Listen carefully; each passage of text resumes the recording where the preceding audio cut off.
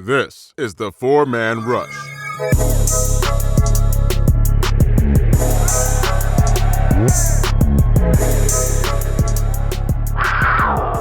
Hello, Panther fans, and welcome to another podcast of the Four-Man Rush. I'm your host, Timmy V.O., here with Kevin and Will, and we're in a cover 3 defense today, holding it down for the rest of the four-man crew. And we're going to talk about the addition of the coaching staff, new coordinators, offensive and defensive. And we'll talk about some of the new prospects that will be coming through the draft. We had the Shrine Bowl last week, and we have the Senior Bowl this upcoming weekend. So we're going to talk about that. Some of the guys that we like, and potential scenarios on what's going to happen with our roster. No, not too much. Mostly speculation, so we're not going to go too deep into that because we really don't know. Who knows right now? But some things that could possibly occur, and I guess we'll touch a little bit on the good old Super Bowl between the old Chiefs and 49ers, and go from there. Right on. All right, so let's start with you, Kev. Coordinators. What do you know, and how do you think they can help us out? Well, as far as coordinators go, Tim, the Panthers decided to hire Joe Brady from LSU, who was their passing game coordinator and wide receiver coach. And for defense coordinator, we officially hired Phil Snow, who was the defense coordinator at Baylor and pretty much has been with Coach Rule at his last couple of stops. But their friendship actually goes back as far as 2001. So what I do is I'll let Will talk a little bit more about Joe Brady, and I'm gonna jump over here to the defensive side because I feel a little bit more comfortable talking about Phil Snow. Right on. Well, Phil, he's a 64-year-old. He started coaching in 1979. His resume is, at first, like the rest of them, I had to do a little bit of research, because I'm like, Phil Snow, who's Phil Snow? It's not a name I can remember hearing, in the college ranks too much. But, once I did my research and I took a look, this guy has a very, very stout background, and success has pretty much followed him wherever he went. His first job was, believe it or not, he actually started out as a defensive back in high school, 1976. And then he finally went to a very small school called Laney and was a defensive coach there for a few years. Mm-hmm. Then 1982, he went to Boise State, and he started off defensive backs coach there, moved up to defensive coordinator coach. So he was at Boise from 82 to 86. Then he went on down the coast to University of California, 1987 and 1991, again, defensive backs coach. Left there, Arizona State, same position, defensive backs coach from 92 to 94. And then he got promoted to defensive coordinator, 95 to 2000 at Arizona State. So primarily with Snow, he's a defensive backs guy by his beginnings. And I just think that, if anybody knows how our defensive backs have been for the last several years, it definitely needs personal hands-on attention. Amen. So I think a guy with Snow's background on different levels of, with defensive back experience, he would definitely be someone worth taking a look at when it comes to that, because, wherever he's went, he has fielded, top 10, top 5 units at his particular position.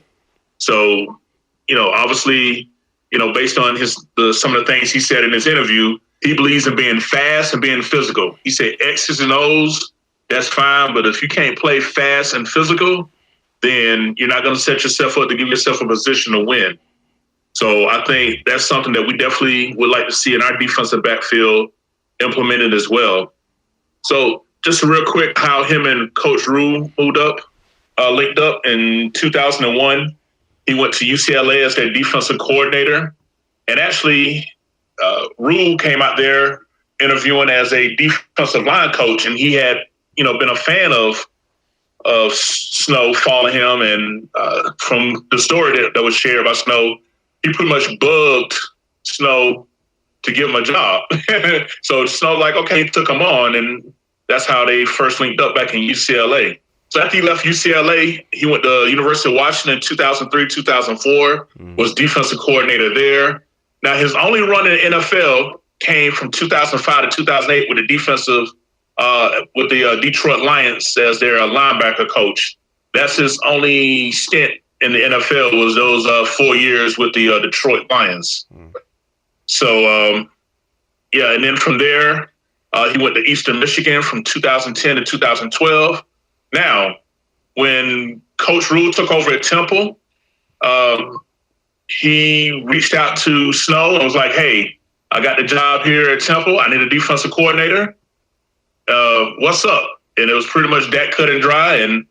And Snow, just decided to come on with him, and he's been with Rule ever since. So, when you think about Phil Snow, he's someone with strong background and strong knowledge on, particularly, when it comes to pass defense, which if you look at the Carolina Panthers in the last couple of years, pass defense is definitely something we could drastically improve on. But just looking at the statistics overall, I mean, Snow, wherever he's went, has been a top 5 scoring defense for the most part.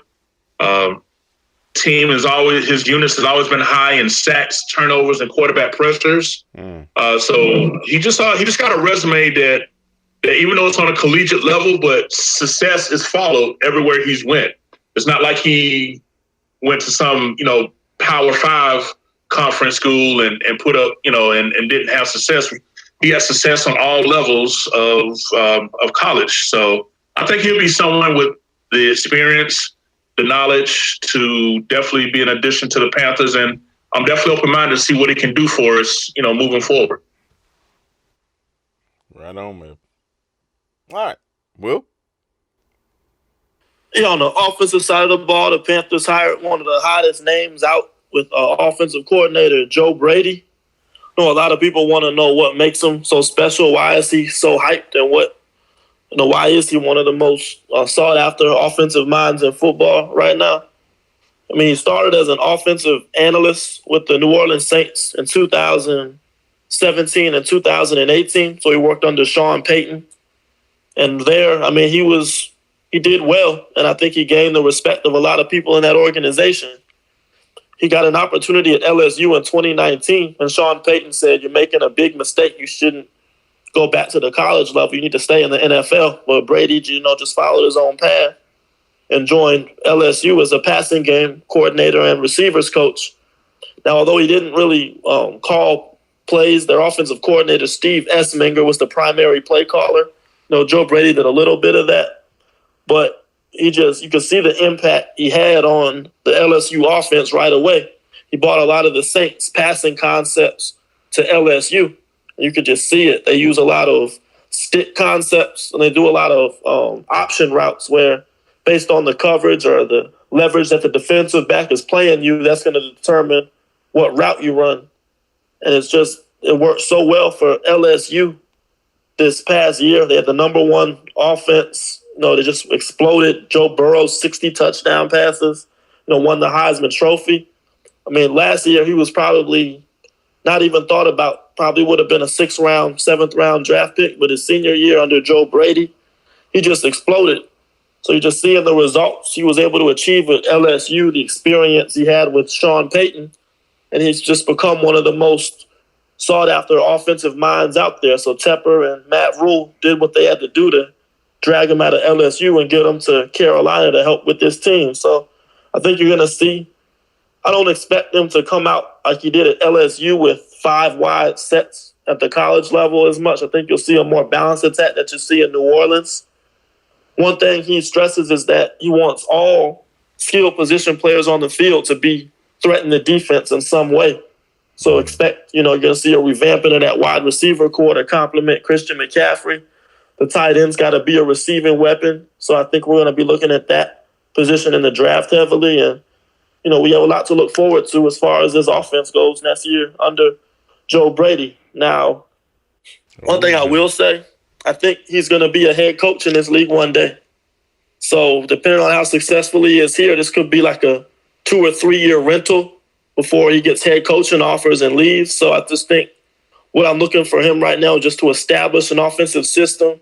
He'll have a quarterbacks coach and guys underneath him that can learn the system and carry it forward. And we'll just have that in place to keep moving forward. So enjoy him while he's here. I think he's going to be I think you'll love him in Carolina once you see what he's able to do with this offense. Yeah, I can't wait, man. I'm really excited about the OC, man. Snow and Rule, I'm comfortable with. They're both defensive minded people, so defensive side of the ball I'm not that worried about. But that offensive side of the ball that had me worried a little bit until now. I feel a little bit better about that. I think we're going to be all right. Wow, things are changing. Things are changing, Panther fans, for the better. But yet, change is what it is. It's the unknown that gets you, right? So let's talk about the Shrine Bowl a little bit. Kev, anybody that you see in particular that could that we could put on our roster that'll help us out immediately that you know of? Yeah, well, as far as the Shrine Bowl goes, I was at work, so I pretty much was going off of Twitter and what we was discussing in the 4-Man Rush chat. Mm-hmm. But definitely based on what I seen as far as tweets and conversation, South Carolina's own Kinlaw seemed to have been the big day one winner of the Senior Bowl. He looked pretty much on most plays, unblockable. And, of course, let's keep it somewhat in context. These were one-on-one drills, so let's, not, write the check too much already, but for what was required in order to show off what you can do, he definitely aced it, not only on the field, but off the field as well. I saw some tweets that he really excelled and impressed a lot of people in the, with his interview skills. So that's definitely good to know. I think his first name is Javon Kinlaw. Is that right, Will? Is that his name? I think that is. Yeah, Javon Kinlaw. Remember, that's the Senior Bowl, not the Shrine Bowl, just to put that in there. We'll talk both of them, both All-Star games. Yeah. All-Star games, yeah. Yeah, we just talk. Yeah. Okay, yeah. So just combine them, really. From my understanding, the East-West Shrine Bowl is kind of where you're gonna see your day 3 players and your undrafted free agents. That's the one where they're usually perform at. I saw some nice cornerbacks. It was one particular guy that stood out for me. He played at the University of West Virginia, and his name was Washington. I'm assuming the second because they had 2 I's at the end of Washington. He was someone that I saw constantly, playing tight coverage and making breaks on the ball. I saw him break up at least 3 or 4 passes. He seems to understand and recognize routes pretty well. So he was someone that stood out to me. Local Prode's very own University of Charlotte. God, I can't think of the running back's name, but I think he scored like 2 touchdowns and had like 80 yards. So it was just good that it's always good to see local talent in the area, be able to get some exposure and be recognized. If I'm not mistaken, 3 players from the University of North Carolina, Charlotte, UNCC, was playing in the East-West Shrine Bowl. So it was definitely good. But for me, those were the players that stuck out for me. Washington cornerback, Washington second cornerback from West Virginia in the Shrine Bowl, and Javon Kinlaw in the Senior Bowl practice day 1 today. So that's what stood out to me based on what I saw. Will? Yeah, I thought as far as the Shrine Bowl goes, like you said, these are your day 3 picks, your undrafted free agent guys. I thought the running back showed out Benny LeMay, UNC Charlotte, Illinois State running back James Robinson. They're able to get a lot of explosive plays, showed good patience, vision. So, I don't think we need running backs not on the Panthers draft list, but we're just kind of going through prospects at this point, whether it's a need for the team or not. I thought the quarterback the Panthers did meet with, a Florida international quarterback, played pretty well and was pretty solid in practice all week. Miami linebacker Shaquille Quarterman might be an option, day 3, day 2 guy. I think he struggles in coverage a bit, but playing downhill against the run, he's a banger. Can be a good contributor on special teams or help compete with Carter and Smith to take some of those reps at linebacker. So you saw some good talent. I thought both lines played well, opened holes, played physical at the point of attack. So I think, and then Ohio State, Benjamin Victor, I thought he had a big touchdown catch. Was able to high point the ball. He was probably the best wide receiver in that game. So I think there's a lot of options there. I think the Shrine Bowl, there's a less probability that these guys will get their names called on draft day. But, you look at the Panthers roster this year, look at between Greg Van Roten, Kyle Allen. These are undrafted guys that had to step in and play significant roles for the team. So just don't sleep on these guys. I think that some of them can be very big contributors in this league. Now, as far as the Senior Bowl, which is coming up this week, these are your blue chip prospects. This is where Carson Wentz, Russell Wilson, Baker Mayfield, all these guys played in this game. Right now, I thought the best player on the field today was clearly Javon Kinlaw from South Carolina.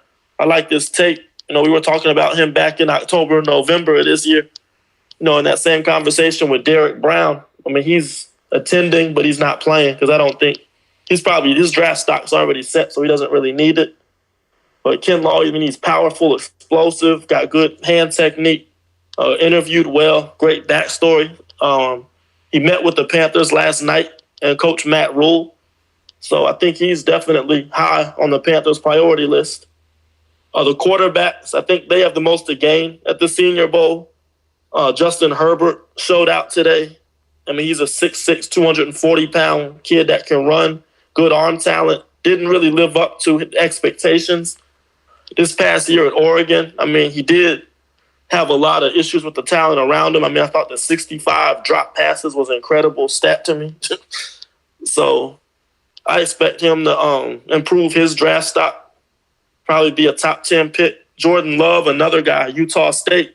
Again, solid talent, but not good talent around him. I think he had 55 drop balls. So you just see the kind of players that are here. They just didn't get that chance to shine at their schools because of the talent around them. But now at the Senior Bowl, they get guys that are going to be competing for NFL jobs, so you can really see them flourish. The center, Cushenberry from LSU, he held his own against Kinlaw today.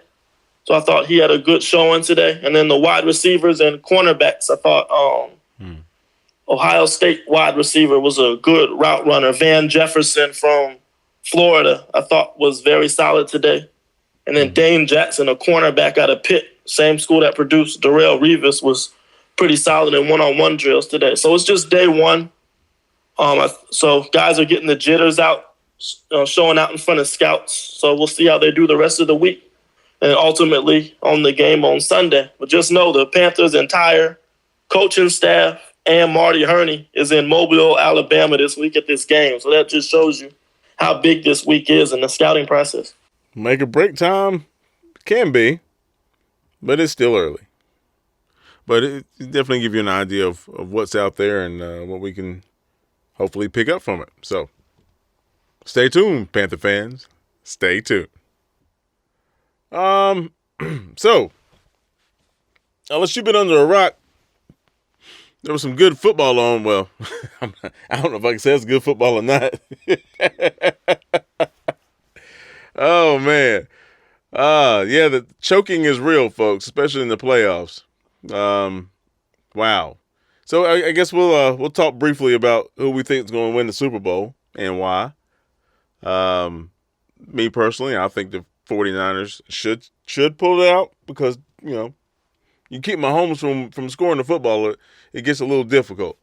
But, yeah, if anybody can score on the 49ers, it'll be Patrick Mahomes. So it's going to be very, very interesting. I'm going to say the Niners. Kev, who do you think is going to win, bro, and why? As far as for me goes, as I kind of have to look at it two ways, like as a personal preference. I guess you would say, with my heart, I wouldn't mind seeing Kansas City win. For one, I think, Andy Reid, would definitely deserves a Super Bowl, on his resume. Eric Bieniemy, who should be someone's new head coach, but didn't. So I think this will make an excellent, quote, consolation prize, him being a Super Bowl winning coordinator, especially with the way the Kansas City offense has been looking. So that's where my feelings and my emotions are. I definitely feel like that Kansas City, is, despite the lack of a consistent running game, but when you got the talent that they got on offense, especially at the skill positions, and a offensive line that can give you all kinds of time. I had an old head tell me a long time ago, it's easy to score when you want to, but score when you have to. And I know that the 49ers had a shootout with New Orleans early in the season. They went into overtime and they won it. I can't think of the score. I thought it was something on the lines of 48-45 or something like that. But, that's a road game in the regular season. So if the Super Bowl happens to turn into a shootout, I definitely want to favor Kansas City. Now, as far as my head goes, I'm looking at that 49er defensive line and how they've been eating all season. I'm looking at how solid the offensive line for the 49ers has been as well. I mean, my God, the way they run the ball is what I, always envisioned the Panthers being able to maintain, because at one point we used to be a team that could run the ball like that. And so, yeah, heart says Kansas City, but my head is saying 49ers because of their play on both sides of the line. I think they got very good secondary, but they're going to be thoroughly challenged. And I don't know, Jimmy G, and on the biggest stage, like, which version are you going to get? So, but yeah, that's my take on it.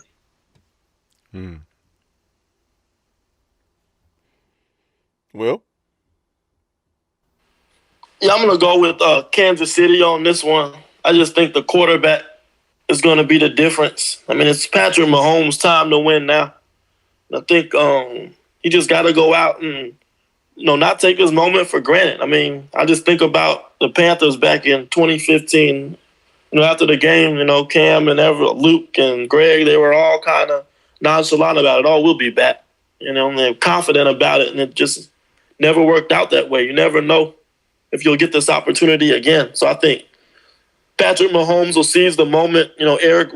Andy Reid, been here before. Hard to believe he's never won a championship. So I think his players understand that, and they're going to go all out and try to win it for him.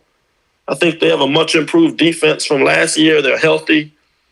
They got explosive weapons on offense. Their offensive line protects the quarterback well. I mean, that's the matchup to watch. The 49ers front four versus the Chiefs in pass protection. But with Mahomes, he's not a statue back there. He can elude pressure, buy that extra time, slide around in the pocket, make throws that nobody else can, alter the throwing motion to fit balls into those tight windows. I just think this is going to be a big stage for him, and he's going to live up to it. So I think Kansas City will get it done and get Andy Reid his first Super Bowl. Well. I guess we're going to have to stay tuned, folks. It should be, hopefully it'll be a good game. They're down your way, ain't they, Will? Yep, gonna have to deal with all that traffic next week. I'm waiting for it.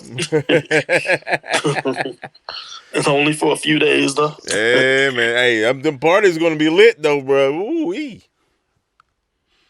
Yeah, but get down to Miami, folks. If you're going to the game, be careful down there. Don't act too much of a fool, or Will going to call you out. But, yeah, it should be a good game, y'all. It should be a good game.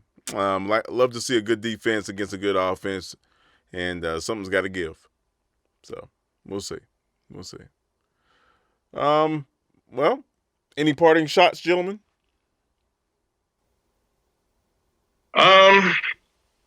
I know this is quote unquote a slow part of the season, but I just want to say that, whatever Panther related news, NFL related news that can have an impact in some shape or form, we're definitely going to, make sure you guys are aware and updated with it. And nothing's official, but Four-Man Rush has been talking about possibility trying to represent out in Las Vegas for the 2020 draft. So, yeah, it's just something I was kind of looking at, checking out flights and information. Apparently, the tickets to the draft is going to be free, but with it being in Vegas, they're going to be going all out as far as, the setup and the event and everything. So, I don't know, fellas. I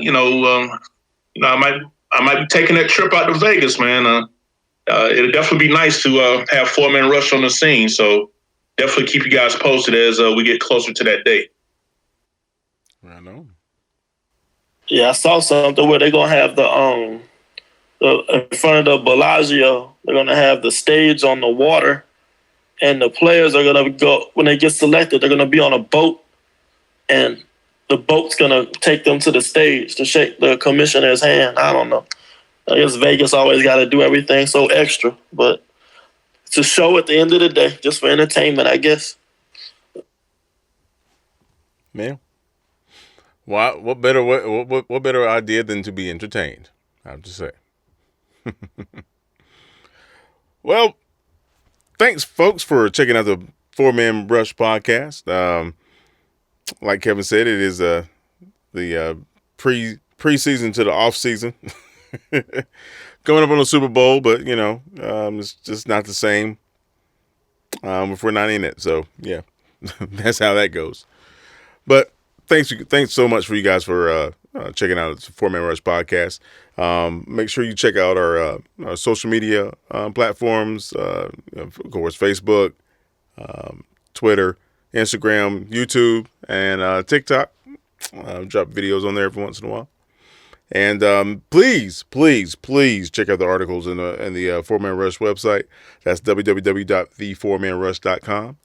Some great write-ups. We got some great people that do their due diligence when it comes to writing up articles about the Panthers and things going on in the front office and in that locker room. So you guys will really enjoy that.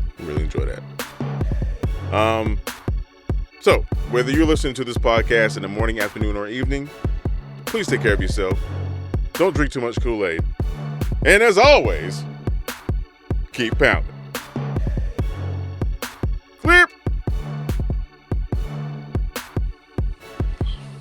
Yeah, watch out for that. That was fun. That was a quick one. I like those short ones. Yeah, man. Right.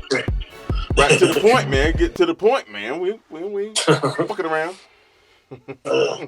We're gonna be doing 30 minutes all off season till after the draft. Oh man, that We gotta draft. make sure we're not repetitive with draft prospects. We like touched on some of them. Well, I'm just taking time to really let it breathe. So baby, just chill. She love it. We out in public and we can just chill with my partners, and we can go back to my crib and just chill out the covers and do we. The Four-Man Rush is brought to you by the love and respect of and for the Carolina Panthers and Carolina Panther fans everywhere. Keep pounding. The Four-Man Rush is a non-affiliate of the Carolina Panther organization. All thoughts, assessments, and content of this podcast is directly related to the Four-Man Rush exclusively. Thank you.